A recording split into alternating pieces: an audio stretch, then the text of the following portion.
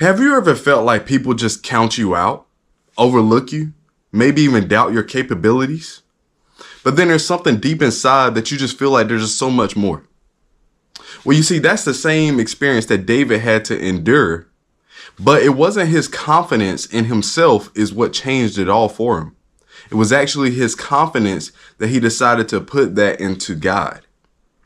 So today in this video, I'm going to show you how to build that unshakable belief of what David experienced as an entrepreneur, regardless of what anybody says.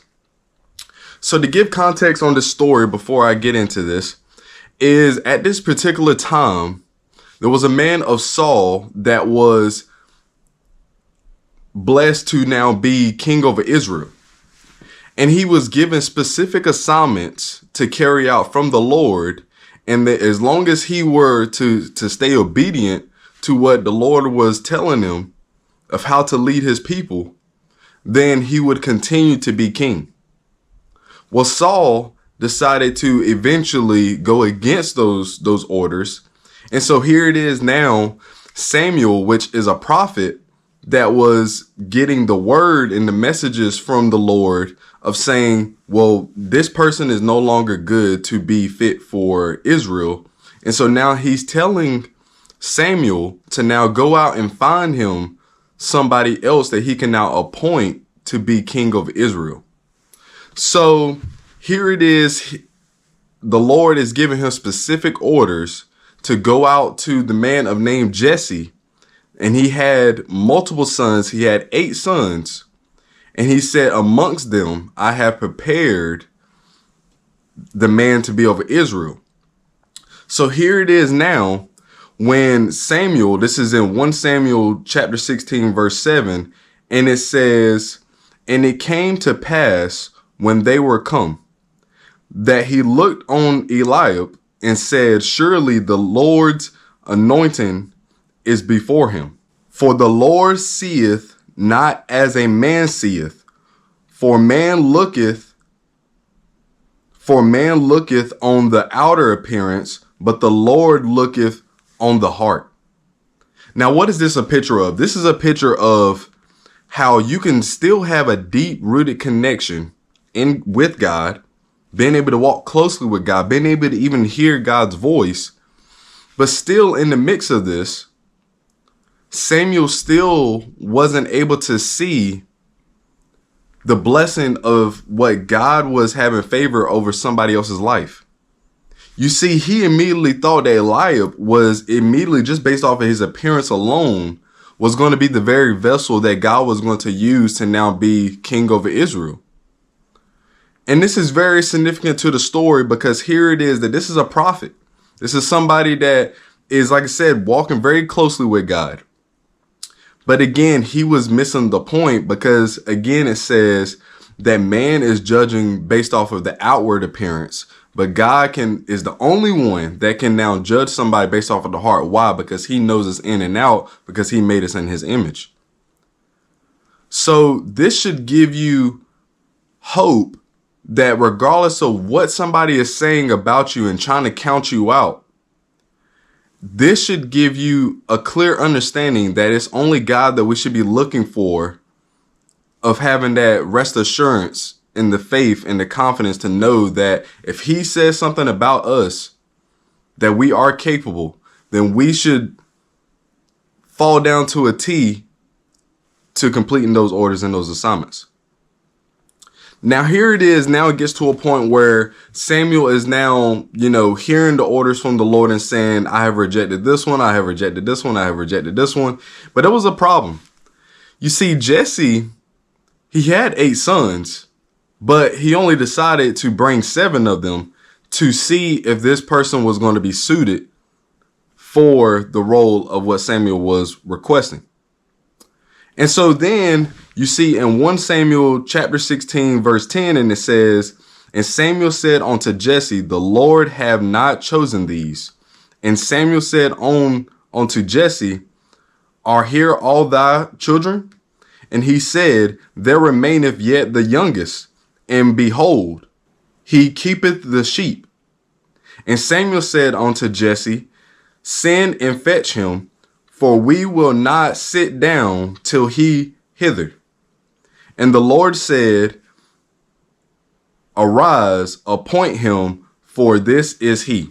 This was after they came in and they were talking about his good looks and all these different things. And immediately, this is where the Lord said to Samuel, this is the one. This is the one. So notice something. This is giving us a clear picture that sometimes it could be even your family members that are around you that can still just count you out. Maybe because you're the youngest. Maybe because you don't have the physical stature of what somebody would see. Oh, this is a person that is suited to be king, or whatever the case may be. But they just don't see the calling in your life as God sees it. And so this is a clear picture that he wasn't even invited into his own anointing. This was specifically a true sign and a bear witness of it doesn't matter what other people think. It only matters what God is ordaining and assigning in this very moment in time for it to actually happen. So again, man may overlook you, but God always sees what he has already placed inside of you. The next scripture I want to read that actually defines this to a T of what was actually starting to take place is back in 1 Samuel chapter 1 that emphasizes the importance behind this. Is it says, and the Lord said unto Samuel, how long wilt thou mourn for Saul, seeing I have rejected him for reign over Israel? Fill thine horn with oil and go. I will send thee to Jesse the Bethlehemite, for I have prepared me a king amongst his sons. So again, this was before Samuel was sent out to find this new king that God is saying he has prepared me a king amongst his sons. Now, here's what's interesting about this story. You see, the word provide actually means in Hebrew to prepare or to even make ready. Now, I want you to understand something. For God to say that he has provided me a king amongst his sons, that means for starters, he already knew specifically which one it was. But on top of that, he has been making sure that David was in a point in time getting prepared for this opportunity for him to get anointed so that eventually he will be able to be king. Meaning that in order for you to be prepared for something of this nature, to be prepared for your calling, there is a lot of trials and tribulations that you have to face that is meant to prepare you for your seat of the throne. And here's what's fascinating. There's a man named Napoleon Hill that actually written a book called Think and Grow Rich. And here was a quote from this book that was very significant to what we're talking about here. And it says, it is one of the most greatest tragedies of civilizations that 98 out of 100 persons go all the way through life without coming within sight of anything that even approximates a definition of major purpose. This is so mind-blowing because, again, what is it emphasizing? It's emphasizing that 98 out of 100 people go through life without even coming in a mere glimpse of a clear or true major purpose in their lives. But why is that so critical? Because you see, oftentimes when we allow other people to lift up this resume and say all these different things of what we don't have, and to say that we're not suitable for the role of what God has ordained us to have, if we allow that to be the very reason of why we don't step into our calling, then we will become the 98% of people that won't even come in sight of their dreams and their destinies and their goals of what God is calling us to. Now, I want you to imagine for a second. Every single one of us, this should now remind us that it is important for us to understand that we only have one shot. We don't get no redos. We don't get no second chances. And so I want you to start to think, how much opportunities are you allowing to just stay there on the table and just allow all these different things that God has ordained for you already to just pass you by? Well, you see, David was appointed king way before he even actually had the opportunity to sit on the throne. So even after he was appointed or anointed, he still had to go through more trials. But this was a signature for not only his brothers and his dad, everybody that was there. This was now an opportunity for him to be now set completely apart, and it was made known. But here's the interesting thing about the word confidence. You see, the word confidence actually means to trust or assurance.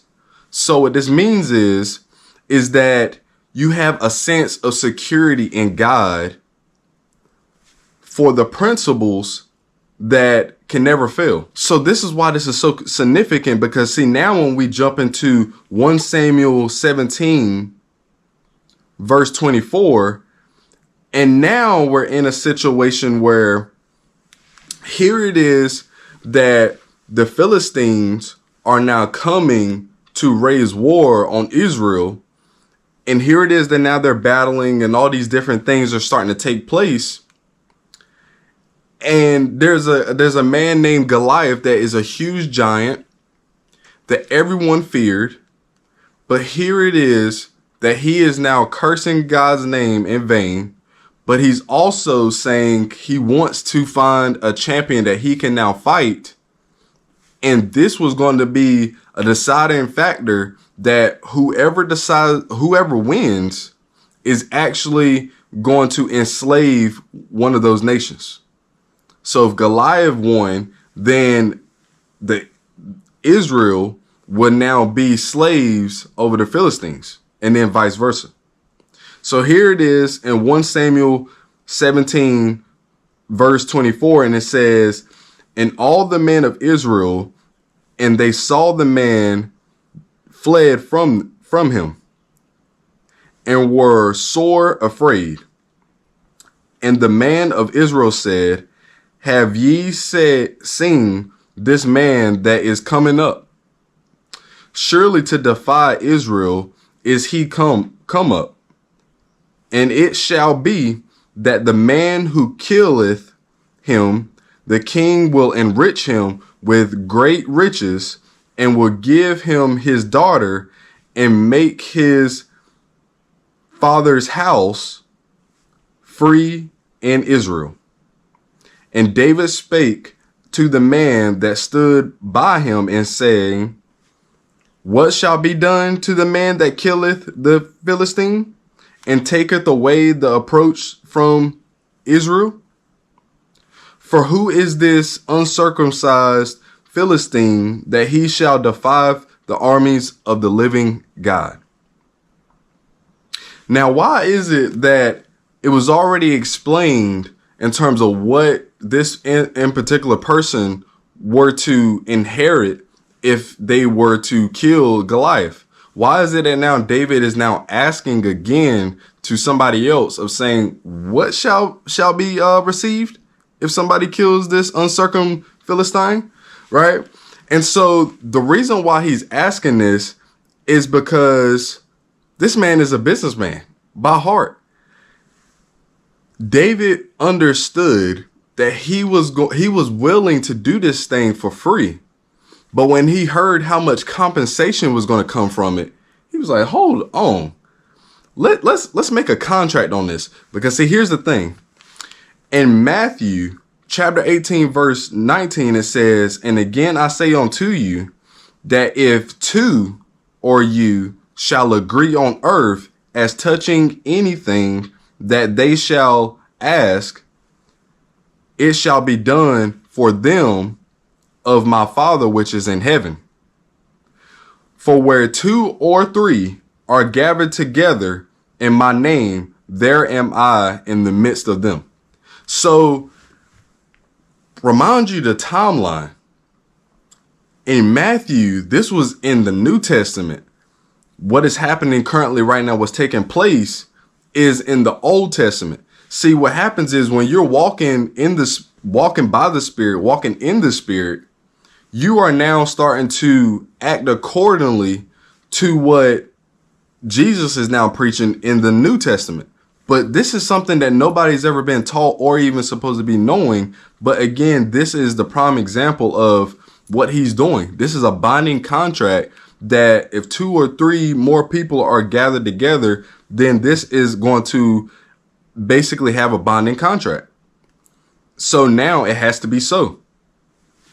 So let's talk about a little bit of the things that was going to get inherited to this person, that specifically if they killed Goliath. The king will enrich him with great riches and will give him his daughter and make his father's house free in Israel. Make his father's house and free in Israel was mean that they don't have to now no longer pay any taxes. He was now going to be basically the heir. His daughter over king of Israel was going to now be his wife. And then on top of that, he was going to be received with great riches. I don't think this gets any better than this. Remind you, this was somebody that was willing to do this for free. This was something that God has already told him that was already going to get delivered to him if he heard somebody cursing out his name in vain. So he was more than happy with the compensation that comes after that too as well. And I want you to understand the confidence that David was exuding. In 1 Samuel chapter 17, verse 45, and this is the response that he said to Goliath. And then David said to the Philistine, I come to thee in the name of the Lord of hosts. This is him understanding that he has the authority to now speak on behalf of the Lord, and he's coming in the presence of God. Now remind you, Saul also did not think he was capable of being able to fight on behalf of Israel. And so what Saul wanted to do was he wanted to put all of these armors and all these different things that wasn't proven of what David knew how to fight with. And so when he was feeling all, down on the weight of how much was carrying on this, the amount of weight that was on this armor, David said, I have not proven these. And he took all of them off and he got in a slingshot of what he knows how to use and is comfortable with using. Never had a sword in his hand. So here it is. This is a prime example that shows us that not only when people are doubting you of what is actually possible, they will also try to give you certain methods of what they believe is going to be beneficial for you to use for you to be successful. But you have to stay true to what you know. You have to stay true to what has been proven to work for you and not allowing anybody else to say what is best suited for you. So here's the interesting thing about this. While others saw Goliath to be too big to fight, David saw him as too big of an opportunity to miss. Now, ain't that incredible? Understand something. When everybody else was fleeing from the scene of thinking that this is a problem that is just going to be impossible to being able to defeat, overcome, whatever the case may be, David understood something that they didn't. See, they had trust in the things that they were seeing, and David had trust in the thing that he couldn't see. He trusted God so much that he had confidence to being able to walk in a battle where it looked like all the odds were against him. So here's the thing that I want to connect some dots for us. You see, in entrepreneurship or even in our lives in general, an investor, whatever the case may be, family, loved one, friends, father figure, Most people let rejections or a lack of resources to stop them from doing what God has already called them to do. But you see, when you have confidence and you put it into the right source, having the trust in God, then you feel like you can overcome any of those challenges.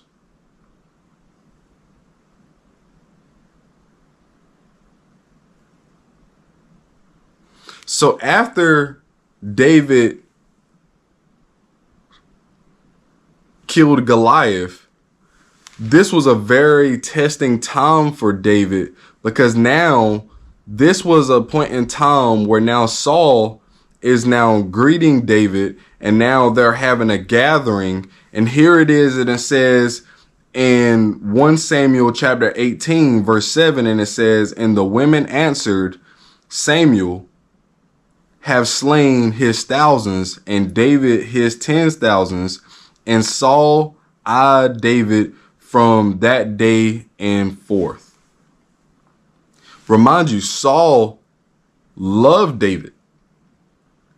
He appreciated him in every way, shape, and form. But the thing was, he allowed jealousy to creep into his heart, and he started to lift up his resume and hold it above David's. And he started to compare that they think that David is better than me. That's impossible. I'm the king. How could they possibly believe that? And so at this very moment, this is when Saul is just at this point constantly, one after the other, trying to kill him in every single way, every opportunity that he got. But what is this a picture of? When the calling that God has on your life is so great, not even your haters will be able to overlook you and will try their absolute hardest to try to stop you from fulfilling your calling. You see, Saul became David's enemy because he allowed jealousy to creep into his heart and compare his results to what David had. So even with threats and attempts to be killed, David never stopped for 1 second of not honoring God for everything that's still happening and taking place. He still stayed yielded and obedient because he had that much trust and confidence in God. So there's a lot of things that we can unpack just from this alone. You see, because David long ago was already anointed to become king. So understand something. This is something that God was basically making a promise of, saying that you will be king over Israel.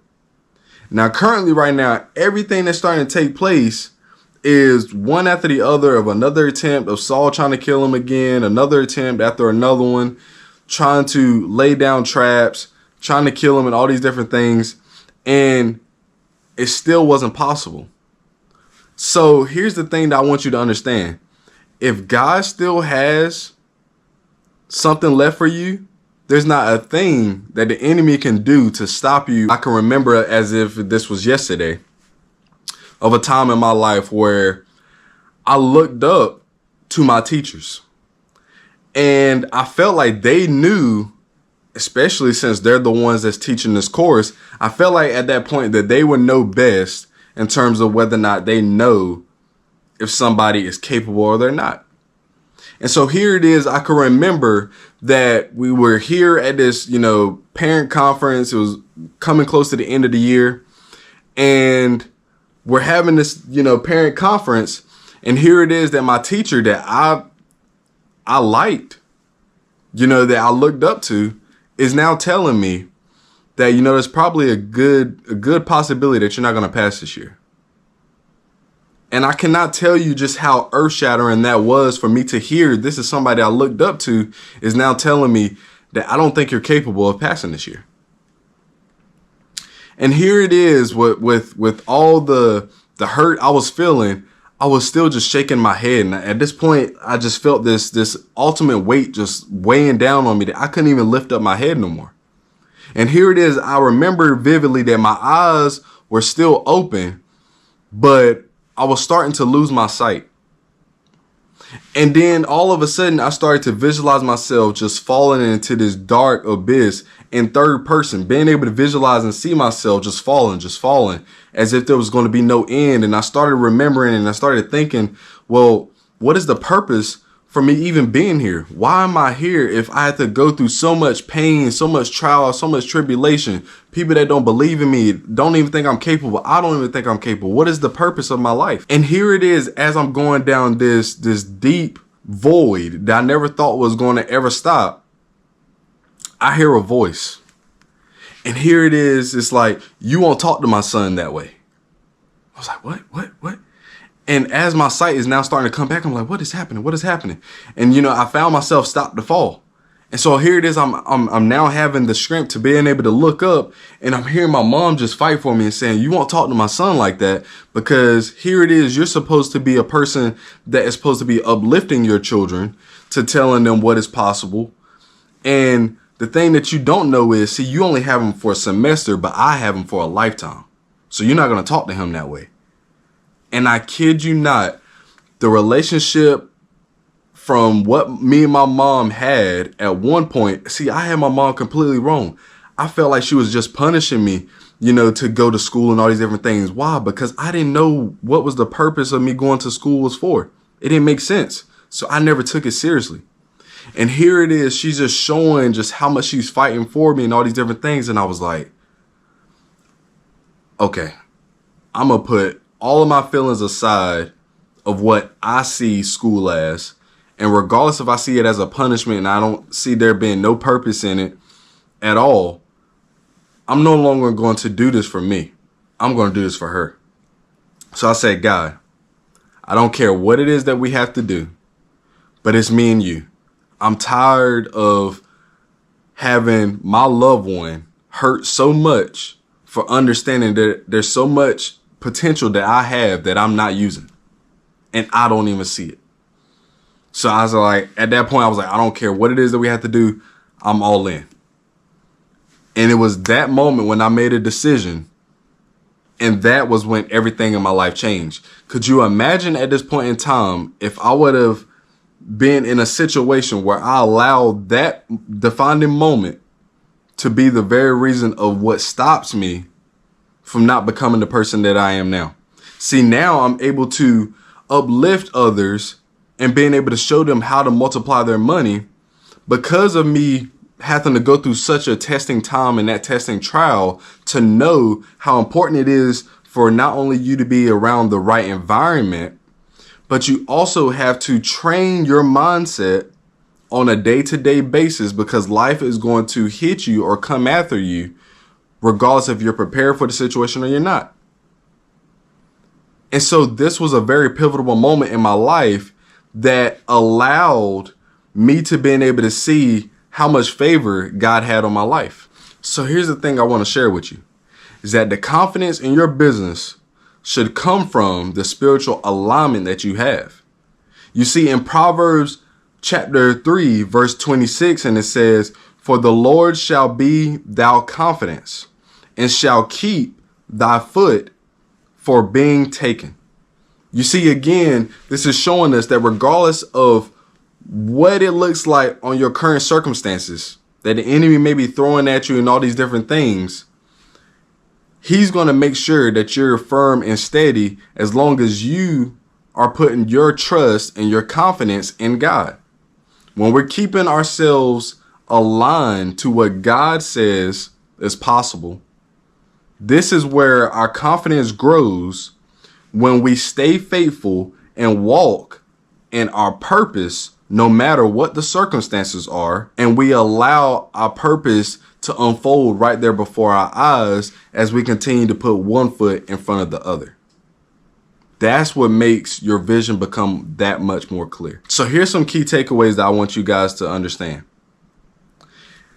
Is true confidence doesn't come from what people say about you. It comes from knowing who God says you are. So allowing your confidence to be rooted in the identity of God and not from the approval of others is going to allow you to have this unshakable belief and confidence like David was able to show us. Because you see, David's life was proven track record that shows us that you don't need to be the favorite. You need to be faithful. So here's 3 takeaways that I want you guys to make sure that y'all able to operate in these. You have to start your day with prayer. Submitting yourself and allowing yourself to be so yielded and deeply connected with God, asking him to keep revealing your purpose and giving you the opportunities to exercise that purpose, because the challenges that the world is going to throw at you is what God is allowing to take place, so that it's actually strengthening you to become that person that can be eventually on the throne. The second thing is we have to speak life of what the word is saying, and we take that of what the word is saying into our business, whether that's in our relationships, whether that's in our finances. We have to speak life into those areas where we may be experiencing doubt, confusion, worry, things that are not from God, but we have to replace those with what God says is possible, and we start walking in those faiths. So I challenge you to identify in the areas of your life, whether that's in your business, whether that's in your relationships, to write down where you are lacking confidence, and then take immediate action in those areas so that you can start to increase your level of obedience in your calling. So if this video helped you in any kind of way, be sure to like, be able to comment, share, subscribe, and write down in the comments. I want you to tell me, what kind of Goliath are you facing? And how are you planning to overstep and overcome that circumstance? God bless.